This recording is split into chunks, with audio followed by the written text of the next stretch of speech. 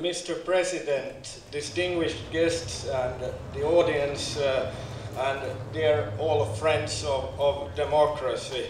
I would first of all like to express my gratitude to the Korea Democracy Foundation for being invited here to this important seminar and sharing some thoughts about democracy and the future of democracy. My presentation will in some parts be fairly practical, but I will start by giving a few notes about the context. First of all, in 1992, Francis Fukuyama published his famous book On the End of History. At that time, it did seem that the Cold War ended in a final victory of liberal democracies over authoritarian rule. We now all know that history did not end in 1992. In fact, authoritarian thoughts are lurking behind the curtains, and calls are made for authoritarian leadership in many countries.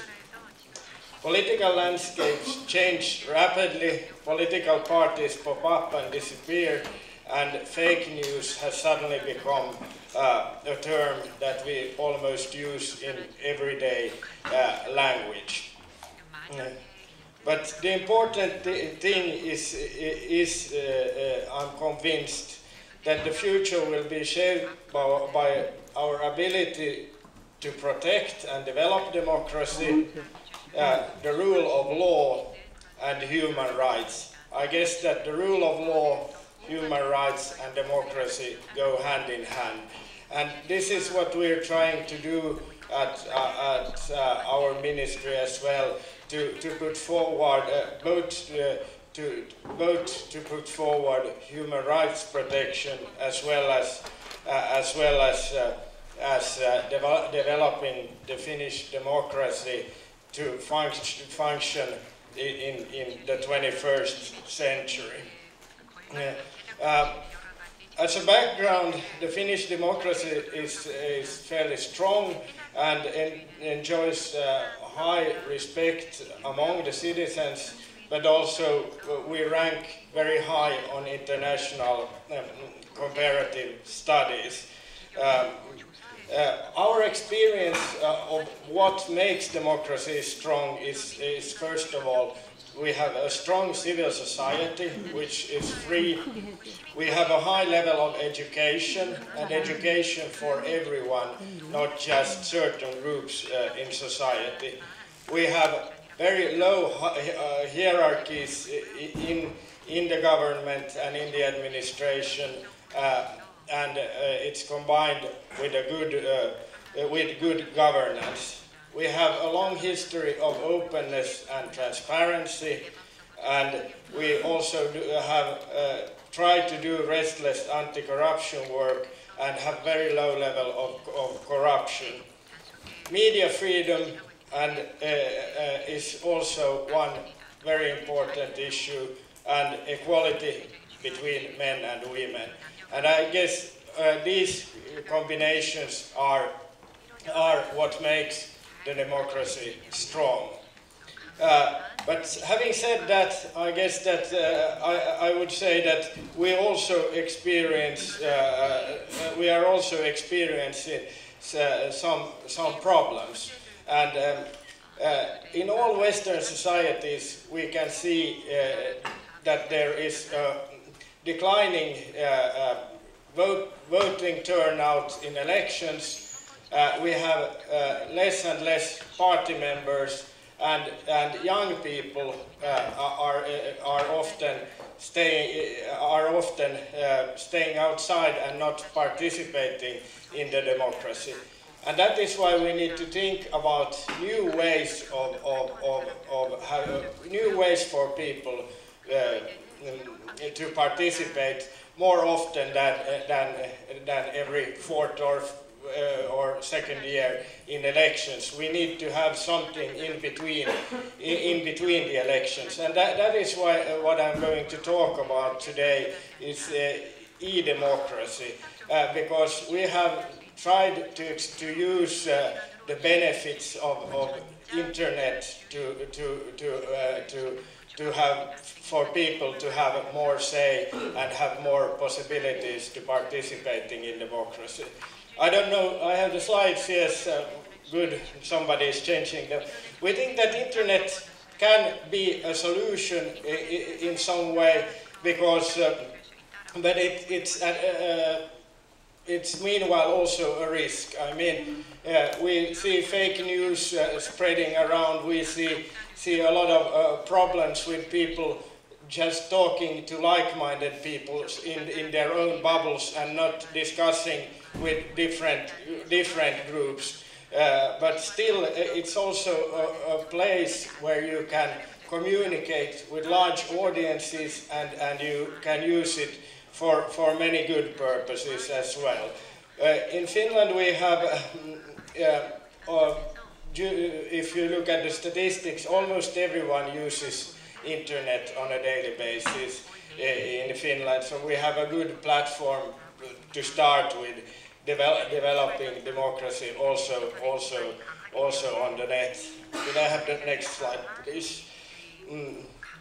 We had a large e-participation program running within the government from 2010 to 2015, and our aim was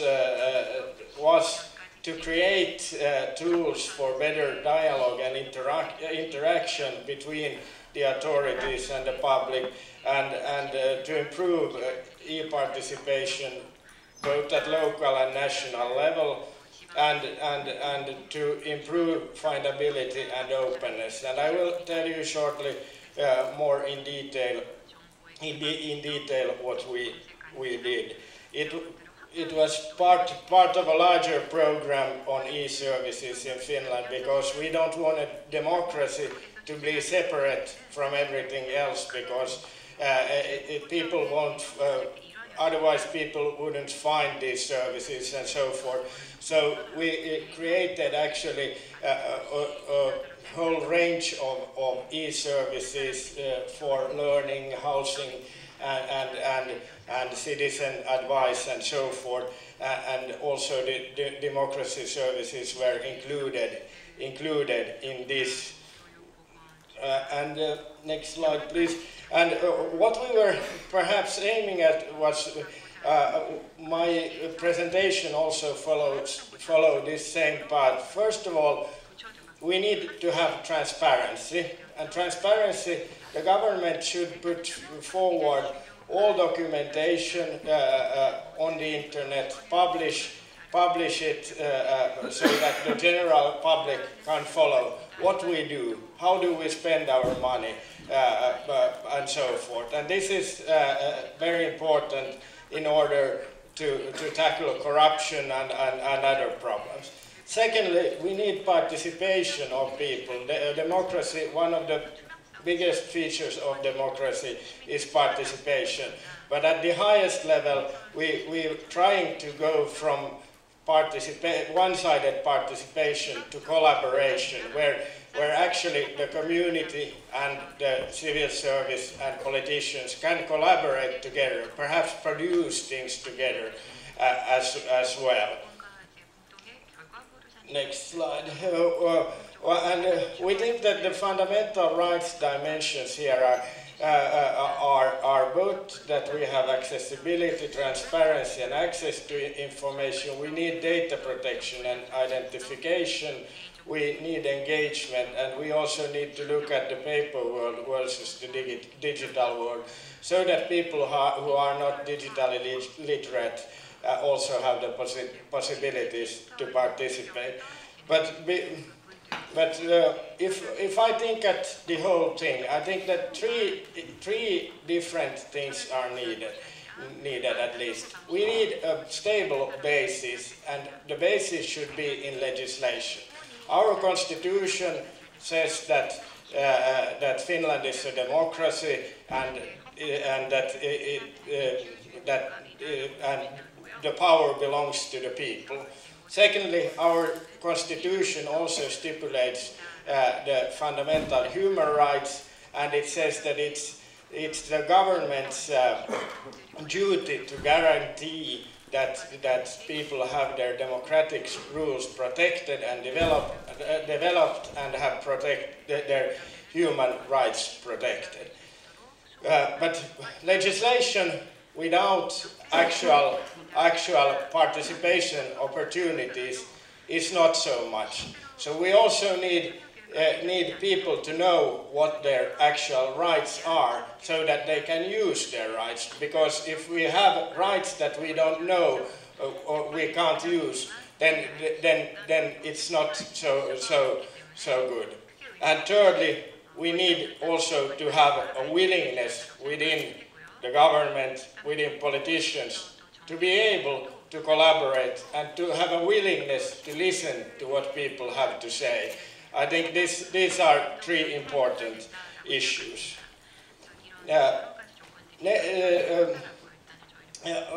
First, I will talk just a few remarks about access to information and transparency. The Nordic countries are known for having very long traditions of transparency. That means that everything that the government does, except for certain issues related to some issues relating to foreign policy and to personal matter of people, they are not public. Almost everything else is public, and it's ruled by law that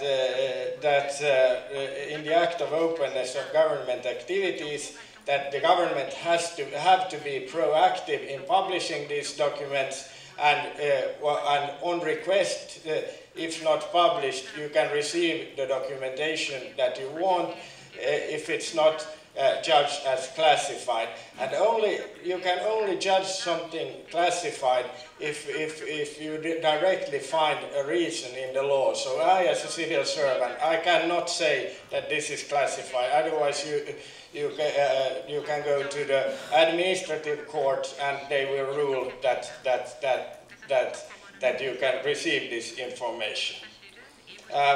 Here are a few screenshots. I think that important here is to see that we publish all our government bills, all our court rulings, all legislation, all government programs, all government working groups, and all documentations on different platforms. Also, all the government data is published in a form which can be used for business purposes, for example.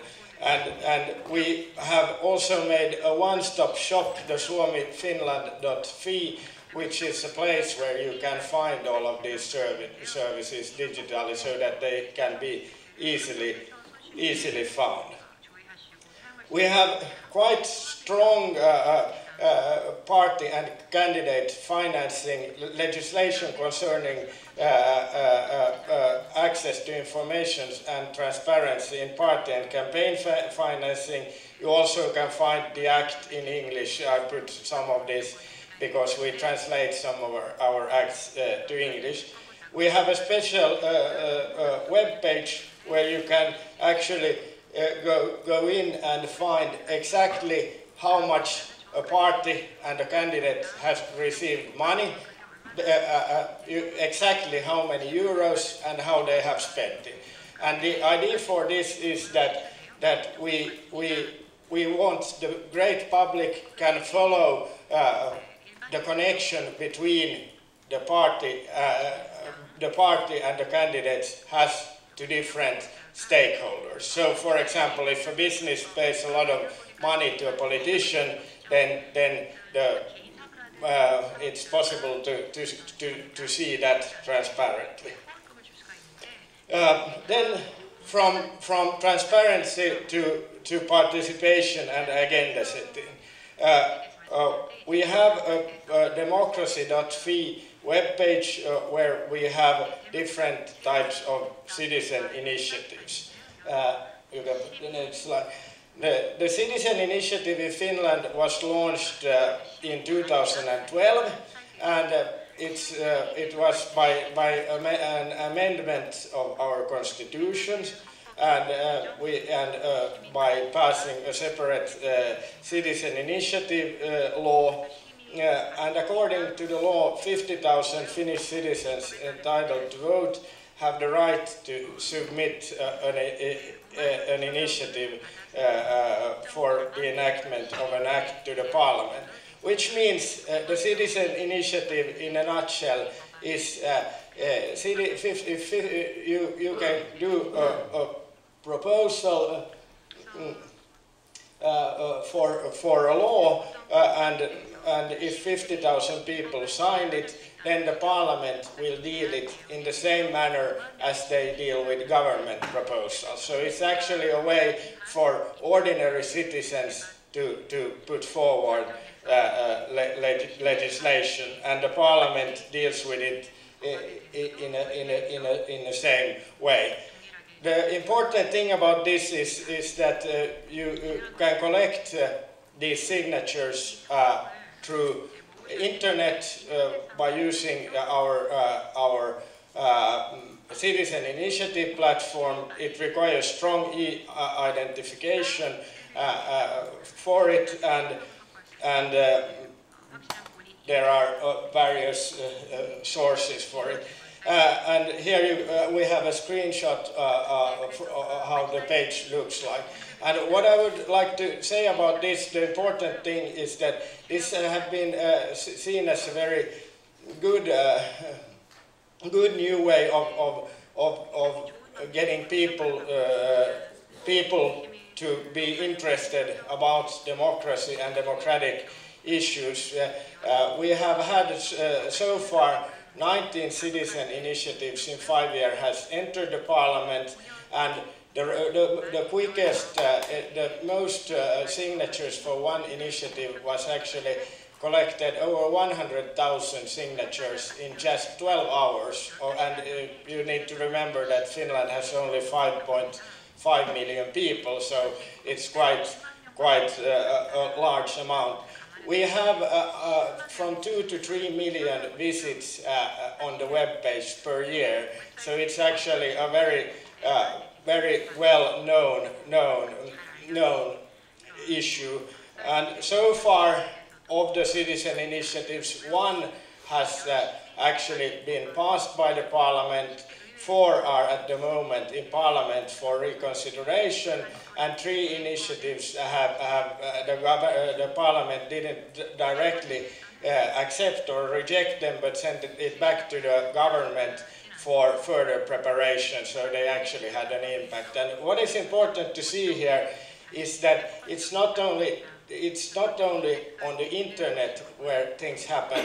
People actually ally in rallies and outside in parks and so forth, and you see campaigning for citizen initiatives outside in the streets and so forth. So it has actually, in a way, reinvigorated democracy. And what I'm especially glad for is that it's especially younger people, those who tend not to be voting so much and so forth. They've been interested in this, and I think that this will have, in the long run, an influence on our representative democracy as well. People will be more willing to vote if they see that they can actually make change when they use citizen initiatives. Here are some on this slide, some facts about how people have perceived the citizen initiative. We can see that a vast majority of Finnish people see that citizen initiative has raised important issues in public debate, and also over 80% of people see that initiative has improved the functioning of Finnish democracy. Some people are a bit less happy with how the parliament has dealt with these initiatives, and this might have to do with the fact that it was a quite new way of dealing with issues, and the parliament has needed some time to think about how to handle it. Well, I go over to, we in Finland, 2/3 of all our social and services and education and so forth are done at the local level. We have very strong municipal self-government, which is guaranteed by our constitution, and we have a similar citizen initiative and local referendums in the municipalities where you actually can push forward issues as a single person, for example, or then with a bigger group of people, for example, of having a new school or having the new tarmac on the road and so forth. These are much more, let's say, issues which are closer to people than what the government do, because the municipalities are actually the service providers. Also, 4% of people over 15 years old have the possibility to putting forward a referendum initiative. Let's have the next slide. And our sister service for this is the kuntalaisaloite.fi, which is it functions in the similar way as the National Cities Initiative. You can collect them.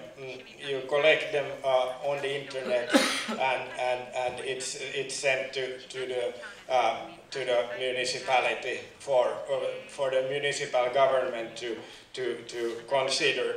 And what I would like to say is that all of these services are connected to Twitter and Facebook and so forth. Even though you don't use them you need to sign up for the service here on the platform, but you can share your own initiatives, for example, on Twitter and on Facebook by pressing a button and invite people to come and have a look.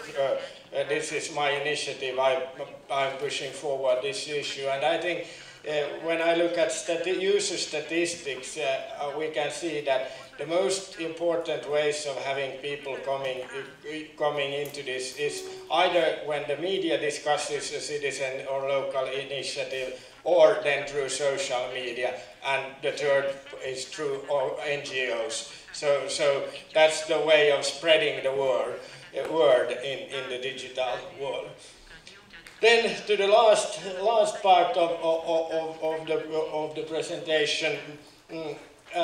Well, could you go one slide backwards? I will just put forward. We also do consultation and try to do crowdsourcing in law drafting.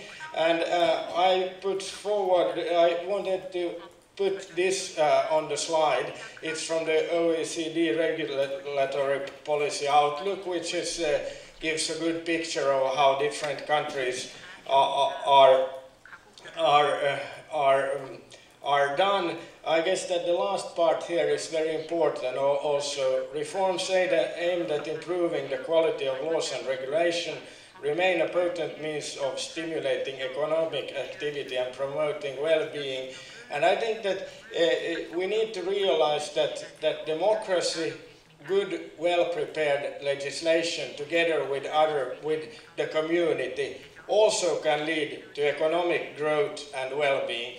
And by saying this, I think it's also a way of promoting openness and marketing democracy for those who are not so interested in the actual issue but are more into economics and finances, that we can also gain from this. But now to the next slide. Here we can skip this, so not so much time. We in Finland, we have a very long tradition of preparing legislation together in close collaboration with the NGOs, because we think that we as people working within the government, we are not the best experts on everything. Although we have perhaps the legal expertise or the expertise but we don't know how people feel about different issues on the ground level and in the NGOs. So we try to do to prepare legislation in large preparatory bodies together with the stakeholders, have hearings, but then we also the newest issue is that we also do it on the internet more and more, because we think that it's a way where we can include more people from different regions in the country, not only the ones living in the capital and who have the potential and the ability to travel. We actually have 3 services for doing this. We have a service where you can hold discussions and deliberations with the large public on various issues. We have a service designed for young people. The Youth Act says that young people should be heard in matters concerning them, and it's also in the UN Convention of the Right of the Child, and we have tackled this by this service, and then we have a special service for making official requests of statements. So that's basically where all law drafts are published, and anyone can come in and give their comments on the draft law before it's finalized and sent to Parliament. And here a final table of website visits. You can see that the citizen initiative is the most important and popular, with visits of around 3 million. But also the other services are growing all the time. So I see a potential here. Let's take the last slide. I guess that we think that the key benefits of e-participation is that it's open to everyone. We can reach large groups.